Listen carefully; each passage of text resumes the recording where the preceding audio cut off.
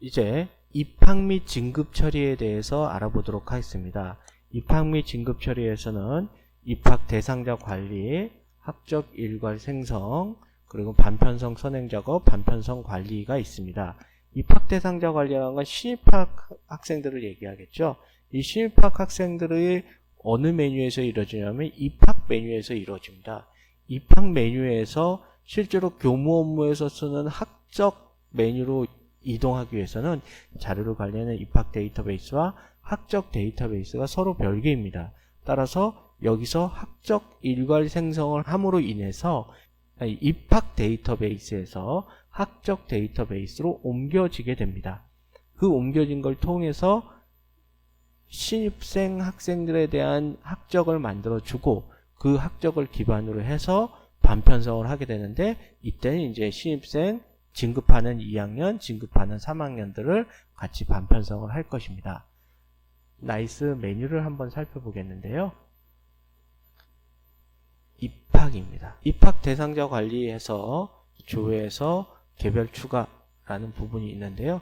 이렇게 개별 추가를 하실 수도 있고 아니면 일괄 추가를 하실 수도 있습니다. 그리고 여기 재학생, 졸업생, 기타 검정고시, 기타 직접 입력이 있는데, 보통 해당 학년도, 지금 입학 예정 연도가 2020년도니까 2020년 2월에 졸업한 학생들은 모두 다 재학생 이 탭에서 이용합니다. 2020년 1월 졸업이나 2월 졸업이나 상관없습니다. 어쨌든 2020년에 졸업한 학생들은 전부 다 재학생 탭에서 활용을 하시고요. 개별 추가를 하시거나 일괄 추가를 하시거나, 그 다음 그 이전 연도에 졸업한 학생들은 졸업생 탭에서 이용합니다. 그 다음 검정고시를 이용해서 들어오는 학생들은 기타 검정고시, 그리고 다른 한국학교나 그런 부분에서 들어온 학생들은 기타 직접 입력을 이용하시면 될 것입니다. 안타깝게도 현재 이 나이스 사용자 교육 시스템에서는 입학까지 어떤 작업을 수행할 수 없기 때문에 현재 데이터를 만들기가 어렵기 때문에 이것은 매뉴얼로 대체를 해보도록 하겠습니다. 자, 입학 처리입니다. 입학에 대해서는 두 가지 특징이 있습니다. 신입생들을 뽑는 경우가 학생들이 원서를 지원해서 교육청에서 배정하는 교육감 전형이 있고요.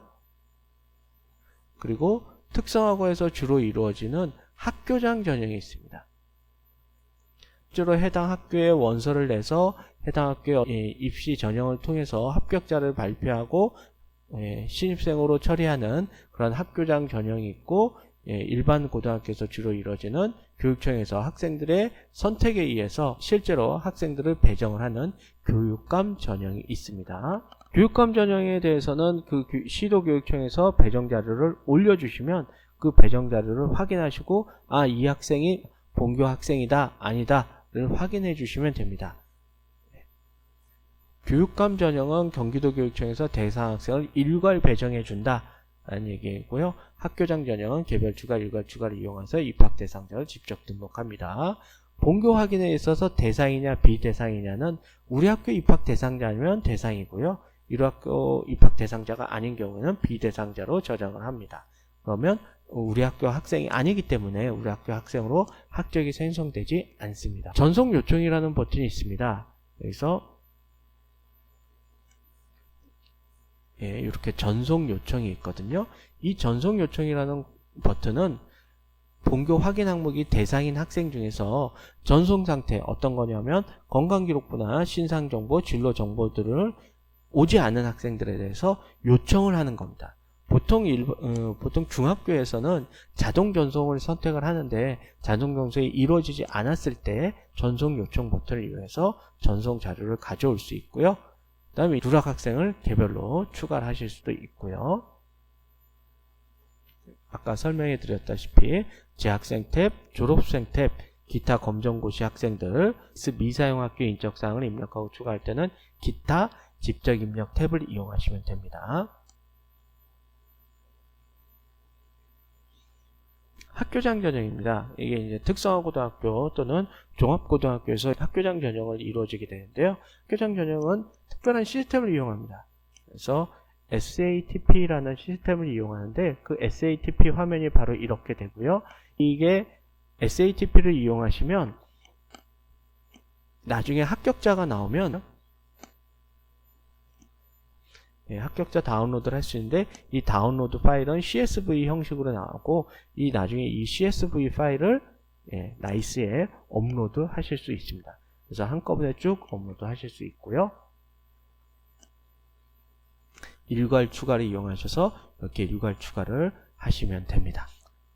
아무래도 입학 시스템이 현재 나이스 시스템에 올라가는데 독립적인 시스템이 아니라 여러 학교에서 동시에 이루어지는 작업이다 보니까 업로드 파일을 한꺼번에 했을 때 혹시나 오동작이 나타날 수 있습니다. 그렇기 때문에 학과별 또는 소 단위로 나누어서 업로드하는 것이 조금 더 효율적이다 라고 볼 수 있고, 파일 형태는 이런 식으로 구성이 됩니다. 그래서 이것은 SATP에서 구성이 되니까 나중에 방코드와 이런 부분들을 한번 확인하시면 될 것입니다. 개별 추가 역시 교육감 전형과 유사하고요. 확인, 비확인 마찬가지도 다 유사합니다. 그 다음 결국 입학 대상자 관리에서 다 끝나면 입학 대상자를 조회합니다. 그 입학 대상자 목록이 쭉 나올 겁니다. 그걸 통해서 우리 학교 입학생들이 전체가 다 들어와 있는지 확인하시고, 그 확인이 끝나면 바로 학적 일괄 생성을 하시면 됩니다.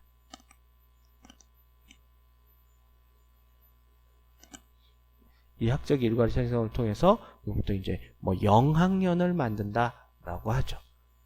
아직 진급을 하지 않았기 때문에 0학년을 만든다라고 얘기를 합니다. 혹시나 입학 대상자 관리에서 우리 학교 학생이 아니다 라고 해서 비대상으로 했을 때 다시 입학생으로 처리하려면 개별 추가를 해서 학생을 추가를 하면 된다라는 얘기를 하고 있고요. 이제 반편성 및 진급 처리입니다.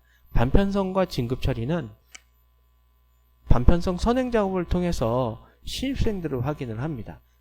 학적 메뉴에서 반편성 선행 작업에서 고급 진급자 입학 대상자 관리해가지고 지금 얘가 2021학년도입니다. 사실은 지금 2020학년도죠. 그러면 학교 정보가 잘못됐다는 얘기입니다.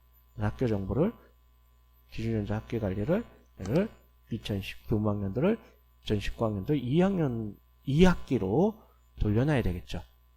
그래야지만 진급 처리를 할 때는 이런 식으로 조회가 됩니다. 그래서 입학 대상자들을 쭉 확인을 하고, 확인을 통해서 이상이 있는지 없는지 주민등록번호 오류 출력해갖고 오류 학생이 있는지 없는지 확인만 하시고, 만일에 오류가 발생했을 때는 입학 메뉴에 가서 다시 처리하셔서 다시 학적을 생성해야 되고요. 이 과정이 끝났으면 진급 대상자를 생성하시면 됩니다. 그럼 이제 이 진급 대상자는 0학년에서 시작한 신입생들, 기존의 1학년, 기존의 2학년 학생들이 있을 겁니다. 입학생 1학년, 2학년 이렇게 진급 대상자 생성을 하고요.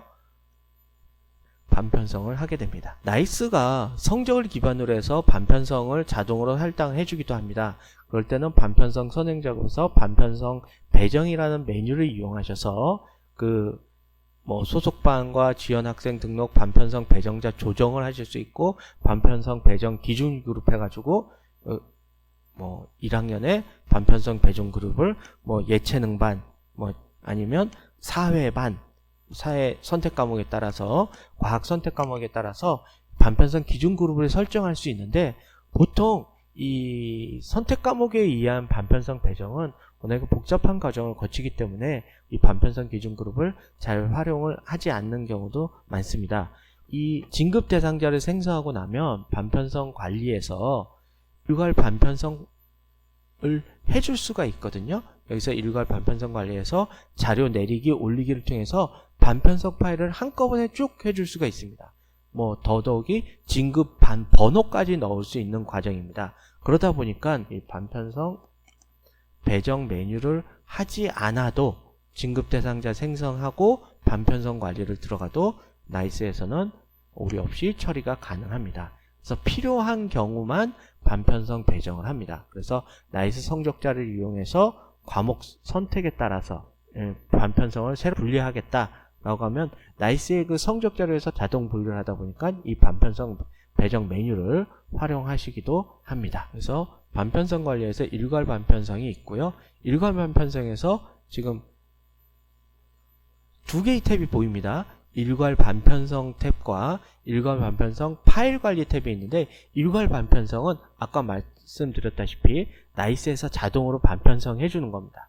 그래서 반편성 기준 자료 생성해서 조율했을 때 여기 지금 아무것도 안 나오는데, 여기에 보통 어떤 것들이 나오냐면 1차 지필 또는 2차 지필 또는 학기 말 이런 식으로 성적 자료가 나옵니다. 성적 자료가 나오면 이 성적 자료를 기준해서 몇 %씩 반영을 할 거냐, 그래서 성적 자료에서 반편성 자료를 선택하실 수도 있고요. 여기 반편성 선행자국에서 반편성 배정에서 만든 기준 그룹, 그 기준 그룹에 따라서 반편성을 한꺼번에 해줄 수도 있고요. 보통 단위 학교에서 반편성 파일이 별도로 있다라고 하시면 일괄 반편성 파일 관리에서 한번 제 학생을 내려받아 보겠습니다. 네, 어떻게 할 거냐라고 해서 제 학생 내려봤고요. 그러면 이런 식으로 제 학생 자료가 내려받아집니다. 그러면 이전 반명, 이전 반번호까지 다 있습니다. 그럼 어디만 해주면 되느냐? 바로 이 진급 반코드와 진급 반번호만 추가로 넣으셔서 업로드 하시면 되는 겁니다. 자, 이럴 때 주의하실 상황, 진급 반코드는 반드시 2자리 수여야 한다라는 거 꼭 기억을 해 두실 필요가 있습니다.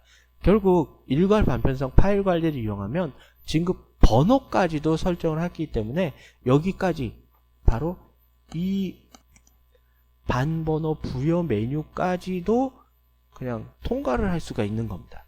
그래서 번호 수정 메뉴에 가서 번호가 수정이 필요하네, 그럼 번호 수정을 하시고, 그리고 최종적으로 진급자 학적 반영을 해주시면 되는 겁니다. 나이스에서 시간이 오래 걸리면서 메뉴를 한번 보고 처리하도록 하겠습니다. 그래서 개별 등록하실 수 있고, 아니면 파일을 이용해서 일괄 반편성을 해줄 수 있습니다. 또는 나이스 학기말 성적 등을 이용하셔서 반을 일괄 편성을 할 수도 있습니다. 학생 수가 소규모일 경우에는 개별로 반편성을 하실 수 있겠죠. 반편성을 하고 나면 반편성 내역 수정하실 수 있고요. 그 다음 번호 부여를 할 수 있습니다. 번호 수정 가능합니다. 그 다음에 최종적으로 진급자 학적 반영을 합니다. 여기서 학적 반영을 하실 때 주의사항이 바로 이 학적 반영 일자일 겁니다. 1학년 같으면은 입학일, 올해 같으면 3월 2일자가 되겠죠. 3월 2일로 진급자 학적 반영이 되는 거고, 나머지 재학생 같으면 3월 1일자로 반영이 됩니다. 이렇게 해서 2학년 진급이니까 3월 1일자로 해야 되겠죠. 그래서 학적 반영을 승인 요청을 하고 난 다음에 이제 학적 반영을 해 주시면 됩니다. 그럼 아직 아무것도 처리를 하지 않았기 때문에 처리 학생 수가 0명이 나오는 겁니다. 학적 미반영 발효주에 반편성 미번호 부여 해가지고, 그래서는 이런 식으로 반편성 반번호 미부여자도 조회하셔서 확인하실 수가 있습니다. 그래서 이제 반편성 조회를 하면 이제 이 이전 반을 기준으로, 배정 반을 기준으로 조회를 하실 수도 있습니다. 그래서 이런 메뉴를 통해서 모두 다 확인이 다 끝나면 바로 이 진급자 학적 반영에서 진급자를 학적을 반영을 해주시면 이제 학생들이 새로운 학년으로 학적이 변경이 되는 거죠. 지금까지 입학과 진급 처리에 대해서, 입학은 아무래도 테스트 서버다 보니까 실제로 데이터를 활용하기가 곤란해서 매뉴얼을 기반으로 했고요. 반편성 선행 작업도 마찬가지로 매뉴얼 기반으로 하였습니다. 그래서 지금까지 입학 및 진급 처리에 대한 설명을 마치도록 하겠습니다.